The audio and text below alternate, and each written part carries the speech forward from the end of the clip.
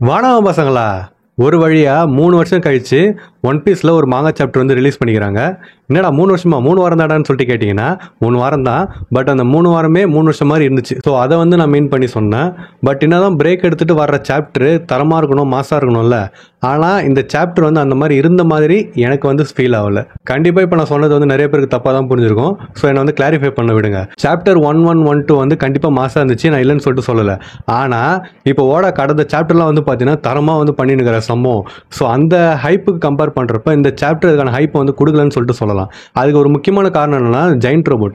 எல்லாருமே இந்த 3 வாரம் கேப்பில் அது எப்போ காட்டுவாங்க, என்ன நடக்க போகுதுன்னு சொல்லிட்டு தான் வெயிட் பண்ணிட்டு இருந்தோம்.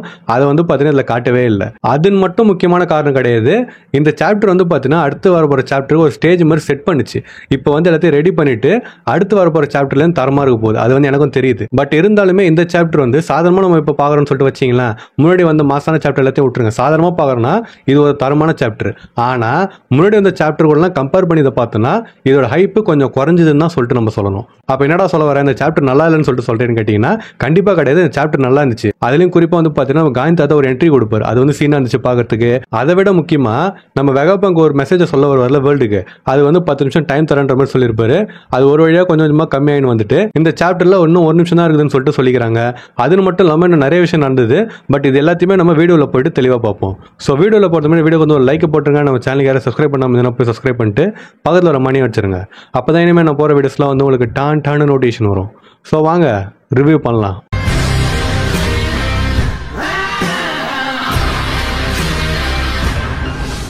சாப்டர் 1112 நான் ஸ்டார்ட் பண்ணுறது முன்னாடி சாப்டர் 1111 ரிவ்யூ நீங்கள் பார்க்கலன்னா லிங்க் வந்து டிஸ்கிரிப்ஷனில் தரேன். அதை போய் பார்த்துட்டு வந்து இதை பாருங்கள். அப்போ தான் இந்த வீடியோ வந்து உங்களுக்கு நல்லா புரியும். ஸோ இப்போ சாப்டர் எப்படி ஆரம்பிக்குதுன்னா டிரான்ஸ்பாண்டர்ஸ் லைன் வழியாக கப்பலில் இருக்கிற மெரின்ஸ்லாம் ஒரு விஷயத்த சொல்கிறாங்க. அது என்னதுன்னா பசிபிஸ்ட் எல்லாத்தையும் வந்து தடுத்து நிறுத்திட்டோம். என்ன நடந்தாலும் நம்ம ஸ்டார்ட் எங்கேயும் தப்பிக்கிறது விடக்கூடாது. அதே மாதிரி பாணி எங்கேயும் நம்ம தப்பிச்சு போய் விட்டுட்டோம்னா கண்டிப்பாக ஒரு பேரழிவு ஏற்படும்ன்ற மாதிரி சொல்கிறாங்க. இப்போ சீன் வந்து நம்ம காந்தி தாத்தா கிட்ட போகுது. அவர் வந்து என்ன சொல்கிறாங்கன்னா அவ ஒரு 12 வயசு பொண்ணு, அவகிட்ட இந்த நாட்டே அழிக்கிற பவர் வந்து நீ கொடுத்துருக்கிற, உன்னோட எதிர்ப்பு வந்து முட்டாள்தனமா இருக்குது வெகாபங்கன்னு சொல்லிட்டு அவர் சொல்றாரு. இப்ப சீன் அங்க காட்டிட்டு நம்ம ஒய்மோவும் காஷியையும் காட்டுறாங்க. அப்ப காஷி என்ன சொல்றான்னா நம்ம சீக்கிரமா கப்பலுக்கு போகணுன்ற மாதிரி சொல்றான். அப்ப ஒய்மோ வந்து ஆமா ரொம்ப மோசமான ஆளுங்களாம் இப்ப வந்துக்கிறாங்கன்ற மாதிரி அவனுக்கு வந்து சிரிச்சுனே பேசணும் போயிடுறானுங்க. இப்போ மறுபடியும் மரீன்ஸ் வந்து பேசினுக்கிறாங்க. அவங்களுக்குள்ளே என்ன சொல்கிறாங்கன்னா அந்த கப்பலை வந்து தடுத்து நிறுத்துங்க, எல்பாஃப்லேன்னு வந்த கப்பலை வந்து மூழ்கடிங்க, எல்லாரும் நார்த் ஈஸ்டர்ன் ஃப்ரண்ட்டுக்கு வந்து போங்கன்ற மாதிரி சொல்லினுக்கிறாங்க. இப்போ சீன் நம்ம ஃப்ராங்கி அப்புறம் பானியோட குரூப்புக்கு போகுது. அப்போ அவங்களுக்கு முன்னாடி தான் சில நேவி ஆஃபீஸர்ஸ் இருந்தாங்கல்ல, அதில் ஒருத்தன் வந்து ஃப்ராங்கி கிட்ட சண்டைக்கு வரான். ஃப்ராங்கி வந்து பார்த்தீங்கன்னா ஸ்ட்ராங் ரைட்டை வச்சு அவனோட மூஞ்சை உடைக்கிறான்.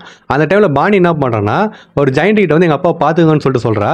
அதை வந்து மீதி நேவி ஆஃபீஸர்ஸ் பார்த்தோன்னே எங்களுக்கு சொந்தமான ஒரு வார் மிஷினை உன்னை வந்து எடுத்துன்னு போக விட மாட்டோன்ற மாதிரி அவன் சொல்கிறான். அதை கேட்டோன்னே பானி போயிட்டு அவன் மூஞ்சில வந்து பார்த்தீங்கன்னா எட்டி விட்டுட்டு அவர் வந்து வெப்பன் கிடையாது, அவர் வந்து என்னோட அப்பான்னு சொல்லிட்டு சொல்றா. இப்போ சீன் வந்து லெபஸ்டாட்டத்துக்கு போகுது. அங்கே வெகாபங்க் வந்து காஃபி குடிச்சுனுறாரு. அது ஒரிஜினல் வெகாபங்க் கிடையாது, இது ப்ரீ ரெக்கார்டர் தானே. அந்த வீடியோல அவர் வந்து காஃபி குடிச்சுனுறாரு. அந்த வெகா காஃபி வந்து பார்த்தீங்கன்னா கிரியேட் பண்ணிட்டு அதை வந்து குடிச்சுன்னு இருக்கிறாங்க. அந்த டைம்ல நம்ம மேலே ஒருத்தர் போனார் பார்த்தீங்களா மார்ஸ், அவரும் அப்புறம் யோர்க்கும் வந்து பேசினுக்கிறாங்க. ஃபர்ஸ்ட் யோர்க்கு அவர் பார்த்து கத்திருப்பா. இப்போ அவர் யாருன்னு தெரிஞ்சுட்டு அவர்கிட்ட வந்து பேசினுக்கிறா. எங்க நின்று பேசினுக்கிறான்னு சொல்லிட்டு பார்த்தீங்கன்னா எந்த ரூம்ல வெகாபங்க் அதை ரெக்கார்ட் பண்ணாரோ அந்த ரூமுக்கு வந்து பார்த்தீங்கன்னா போய் நின்று பேசினுக்கிறாங்க. அப்போ மார்ஸ் என்ன கேட்கறாருன்னா இந்த ரூம்ல இருந்தாலும் படம் எடுத்தாங்கன்னு சொல்லிட்டு அவர் கேட்கறாரு. அப்ப யோருக்கு வந்து ஆமான்னு சொல்லிட்டு சொல்றா. அடுத்த செகண்ட் அந்த ரூம் வந்து வெடிச்சு செதற விட்டுறாரு. அவர் செதற விட்டதுக்கு அப்புறமும் அந்த வீடியோ பிளே ஆயின்னு இருக்குது. அப்ப யோருக்கு வந்து இரு எதுவும் பைத்தியத்தனமா பண்றாத, நீ வந்து இதை அழிச்சாலுமே அது வந்து பிளே ஆயின்னு தான் இருக்குது. ஏன்னு சொல்லிட்டு பாத்தீங்கன்னா அந்த வெகாபங்க் இருக்காருல ஒரிஜினல் வெகாபங்க், அவர் அந்த டிரான்ஸ்பாண்டர்ஸ் நைல எங்கேயோ பத்திரமா ஒளிச்சு வச்சுக்கிறான்னு சொல்லிட்டு அவர் சொல்றா. அதை கேட்டதும் மார்ஸ் என்ன சொல்றாருன்னா அப்ப இந்த ஒட்டுமொத்த லேபே நான் வந்து அழிச்சிடறேன்ற மாதிரி சொல்றாரு. அப்ப யோருக்கு என்ன சொல்றான்னா இல்ல அந்த மாதிரிலாம் பண்ணாத. ஏன்னு சொல்லிட்டு பாத்தீங்கன்னா செகண்ட் ஃப்ளோர்ல வெப்பன்ஸ் வந்து டெவலப் பண்ற பில்டிங் இருக்குது. அதே மாதிரி ஃபர்ஸ்ட் ஃப்ளோர்ல பவர் ஸ்டேஷன் இருக்குது. அது மட்டும் இல்லாம பில்டிங் சில ஹை பிரஷர் கேஸ் சிலிண்டர் வந்து இருக்குது. சப்போஸ் நீ அதை எதாவது டேமேஜ் பண்ணிட்ட அப்படின்னா இந்த ஒட்டுமொத்த பங்கர் அகாடமி அழிஞ்சிரும்ன்ற மாதிரி அவ சொல்றா. அப்ப மார்ஸ் வந்து இதை ஸ்டாப் பண்றது எனக்கு வேற ஏதாவது வழி சொல்லு, நீங்க எல்லா சேட்டலைட்டுமே வந்து ஐடென்டிக்கல் தாட் உங்களுக்கு இருக்கும் தானே அப்படின்னு அவர் கேட்கிறாரு. அப்ப யோருக்கு என்ன சொல்றேன்னா ஆமா இதை வந்து எப்படி நிறுத்துறதுன்னு சொல்லிட்டு எனக்கு தெரியும், நம்ம இருக்கிற இடத்துக்கு மேல ஒரு சின்ன லைஃப் ஃபார்மோட வாய்ஸ் வந்து என்னால் சென்ஸ் பண்ண முடியுதுன்ற மாதிரி அவர் சொல்றா. அப்ப மார்ஸ் வந்து மேல இருக்கிற பங்க் ரெக்கார்ட்ஸ்ல இருந்தா அங்கேயே வந்து அவன் ஸ்னேல மறைச்சு வச்சிடான்னு சொல்லிட்டு அவர் கேட்கறாரு.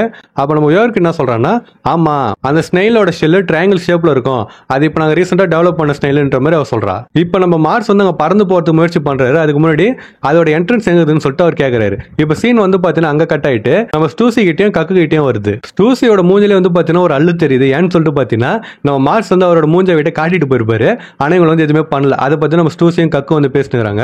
அப்புறமா கக்கு வந்து யார் அந்த மான்ஸ்டர்னு சொல்லிட்டு கேட்கறான். அதுக்கு ஸ்டூசி என்ன சொல்றான்னா, நம்ம இது வரைக்கும் ஒட்டு கேட்டதுலேருந்து அது ஒன் ஆஃப் த 5 எல்டர்ஸ்னு சொல்லிட்டு அவ சொல்றா. அப்ப கக்கு என்ன கேட்கறான்னா, சரி அதெல்லாம் இருக்கட்டும், நீ ஏன் இன்னும் இங்கே இருக்கிற, உன்னோட புது ஃப்ரெண்ட்ஸ் வந்து உன்னை விட்டுட்டு போயிட்டாங்களான்ற மாதிரி கேட்கறான்.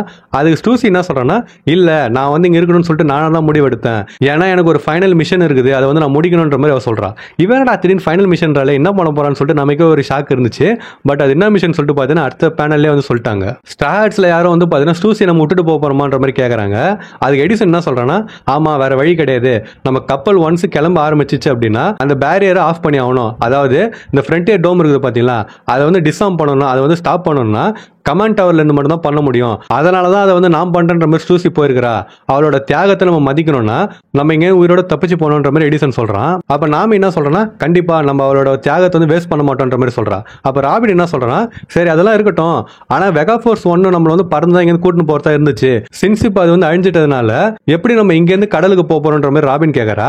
அதுக்கு எடிசன் என்ன சொல்றான்னா, அதுக்கான பதில் தான் எனக்கும் தெரியல, நான் வந்து என்னோட கால்குலேஷன்லாம் போட்டு பார்த்தேன். அதை போட்டு பார்த்தப்ப 100% நம்ம வந்து இங்க கிளம்பணும் அப்படின்னா நம்ம அந்த பேரியர்ல கிராஷ் ஆயிட்டு எரிஞ்சு சாம்பல் ஆயிடுவோன்ற மாதிரி அவன் சொல்றான். இப்போ உசோப் என்ன சொல்றான்னா, கூட பஸ்ட் வந்து நான் ஃபுல்லா லோட் பண்ணிட்டேன். ஒன்ஸ் நம்ம ஜோரோவும் ஜிம்மே வந்துட்டாங்கன்னா அடுத்த செகண்ட் நம்ம இங்க கிளம்பி போயிடலாம். சப்போஸ் அங்க போயிட்டு நமக்கு ஏதாவது பிரச்சனை வந்தாலுமே நம்ம எல்லாம் ஒண்ணு சேர்ந்தோம்னா அதை தப்பிச்சிடலான்ற மாதிரி நம்ம உசோப் சொல்றான். எடிசன் அதை கேட்டவனே, கண்டிப்பா இந்த குரூ வந்து ஒரு வித்தியாசமான குரூ தான், மிராக்கல் ஒன்று நடக்கிறதுக்கு காரணம் கட்ஸ் தான் சொல்லிட்டு ஒரு தியரி இருக்குது. அண்ட் அது வந்து எனக்கு ரொம்ப பிடிக்கும், என்னதான் நான் சயின்டிஸ்டா இருந்தாலுமே சொல்லிட்டு நம்ம எடிசன் என்ன பண்றான்னா கப்பல்ல இருந்து கீழே எகிரி குதிக்கிறான்.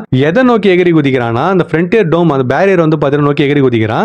அப்பயே வந்து பார்த்தீங்கன்னா எல்லாரும் என்ன பண்றேன்னு சொல்லிட்டு கேட்கறாங்க.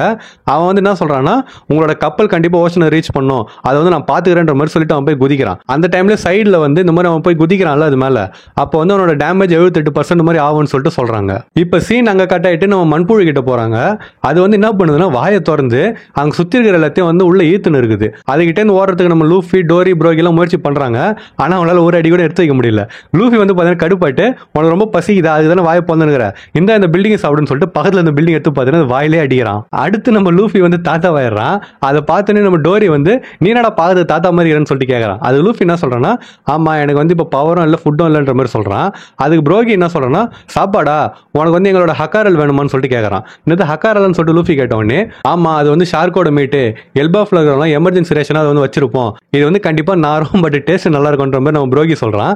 லூஃபி சாப்பிட்டு பார்த்துட்டு இது கேவலமாகுதுன்ற மாதிரி சொல்லிட்டு இருந்தாலும் சாப்பிட்டுறான். சாப்பிட்டு முடிச்சோடனே அவனோட ஸ்ட்ரென்த் வந்து பார்த்தீங்கன்னா திரும்பி வந்துடுது. அந்த டைம்ல நம்ம வார்கரி வந்து ஓடி வர்றவங்களை முட்டுறதுக்கு அப்ப லூஃபி வந்து என்ன பண்றான்னா, கம்மு ரெட் ராக்குன்னு சொல்லிட்டு அவர் தலையில சுத்தி அடிக்கிற மாதிரி அடிக்கிறான்.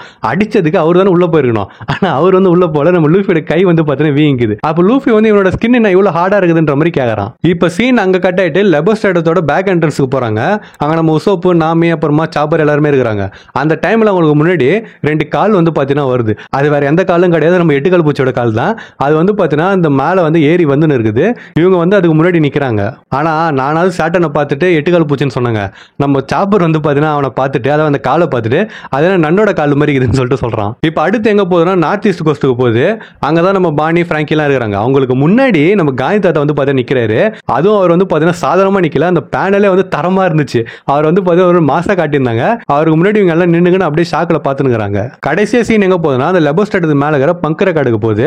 அப்பதான் வெகாபங்கோட வீடியோ பிளே ஆயின்னு இருக்குதுல, அதுல ஒரு விஷயத்த சொல்றாங்க. என்னதுன்னா, இன்னும் 1 நிமிஷம் தான் இருக்குது வீடியோ ஸ்டார்ட் ஆகிறதுக்குன்ற மாதிரி சொல்றாங்க. இப்ப சீன்ல என்ன நடக்குதுன்னா, நம்ம மார்ஸ் வந்து அங்க நடந்து போறாரு. அவருக்கு முன்னாடி வந்து பாத்தீங்கன்னா ஒரு டிரான்ஸ்போர்ட்டர் லைன் இருக்குது. அந்த டிரான்ஸ்போர்ட்டர் லைன்ல தான் பிளே ஆகுதுன்னு சொல்லிட்டு யோருக்கு சொல்லியிருப்பா. அந்த இடத்துக்கு பாத்தீங்கன்னா அவர் போயிடுறாரு. போனதுக்கு அப்புறம் அவர் என்ன சொல்றாருன்னா, எனக்கு தெரிஞ்சு லக்குவம் கூட இல்லைன்னு நினைக்கிறேன் வெகாபங்கன்ற மாதிரி சொல்லிட்டு அவர் வந்து எதையோ பாக்குறாரு. அதோட வந்து பாத்தீங்கன்னா சாப்டர் வந்து முடிச்சிடறாங்க. சோ இதுக்கு அடுத்து என்ன நடந்ததுன்னு சொல்லிட்டு நம்ம வெயிட் பண்ணி அடுத்த வாரம் பார்க்கலாம். ஏன்னா அடுத்த வாரம் வந்து ஓட பிரேக் எடுக்கல. அடுத்த வாரம் கண்டிப்பா வந்து பாத்தீங்கன்னா ஜெயின்ட் ரோபோட் வரப்போகுது, ஏகப்பட்ட விஷயத்தை காட்ட போறாங்கன்னு சொல்லிட்டு நினைக்கிறேன். அந்த 1 நிமிஷம் தான் இருக்குதுன்னு சொல்லிட்டு அவர் சொல்லியிருக்காரு. எனக்கு தெரிஞ்சு ஒரு ஆள் தடுக்க முடியுமானு கரெக்டாக தெரியல. நம்ம மார்ஸால தடுக்காம விட்டாலும் நல்லா இருக்கும். நமக்கு எக்ஸ்ட்ராவா ஒன் பீஸை பத்தி சில விஷயம் தெரியும். பட் எதுவாக இருந்தாலுமே நம்ம வெயிட் பண்ணி அடுத்த வாரம் தான் பார்க்கணும். ஸோ அந்த சாப்டர் எப்படி இருந்துன்னு சொல்லிட்டு மறக்காம கமெண்ட் பண்ணிட்டு போங்க. எனக்கு வந்து பார்த்தீங்கன்னா முன்னாடி சொன்ன மாதிரி ஒரு நார்மலான சாப்டர் மாதிரி தாங்க இருந்துச்சு. கண்டிப்பாக இது ஹைப்பான சாப்டர் தான், பட் ரொம்ப ஹைப்பான சாப்டர்லாம் கிடையாது, ஒரு நார்மலான சாப்டர் தான். ஹைப்பான சாப்டர் கணக்கில் பார்க்குறப்ப இது ஒரு ஆவரேஜான சாப்டர் தான். அண்ட் சாதாரண கணக்கில் பார்த்தோன்னா இது வந்து ஒரு டாப்பான சாப்டர் தான். நான் சொல்றது புரிய நினைக்கிறேன். ஆனால் இது வந்து வந்து பார்த்தீங்கன்னா எனக்கு வந்து ஃபீல் ஆனது. இந்த சாப்டர் படிச்சப்போ எனக்கு இந்த மாதிரி தான் ஃபீல் ஆச்சு. ஸோ உங்களுக்கு வந்து இந்த சாப்டர் படிக்கிறப்ப எப்படி ஃபீல் ஆச்சுன்னு சொல்லிட்டு மறக்காம கமெண்ட் பண்ணிட்டு போங்க. அடுத்த சாப்டர்லயாவது அந்த ஜெயிண்ட் ரோபோட் வருமா, அதே மாதிரி வெகப்பங் விஷயத்தை சொல்ல ஆரம்பிப்பாரான்னு சொல்லிட்டு உங்களுக்கு என்ன தோணுதோ அதே வந்து கமெண்ட் பண்ணிட்டு போங்க. அதே மாதிரி உங்கள் ஃப்ரெண்ட்ஸ் வந்து யாராவது ஒன் பீஸ் மாங்கா படிப்பாங்கன்னா அவங்களுக்கு வந்து வீடியோ ஷேர் பண்ணிட்டு அவங்களையும் பார்க்க சொல்லுங்கள். ஸோ நான் இன்னொரு மாசான வீடியோவில் வந்து உங்களை மீட் பண்ணுற வரைக்கும் டாட்டா.